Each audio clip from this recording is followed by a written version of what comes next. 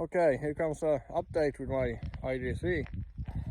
Doesn't work so good, but stands in the workshop and many faults in it and can't drive it, and 1 hour later it works again.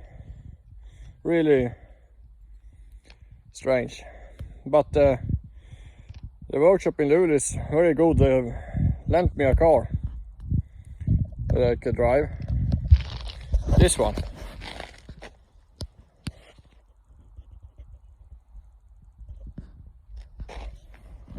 It works really nice, but I have found out this a very sad thing in this cars. It's a hole in the right back. It looks like this.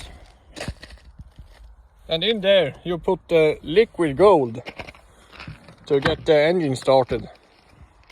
It's really sad. I really miss my electric car. But this car works. But I don't like gearboxes.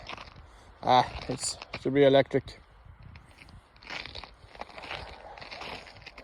But you can see it's now in the third week at the workshop. The Id3 workshop in the fabric in Germany is involved with the car now.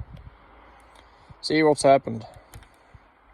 But this car it's like an old car.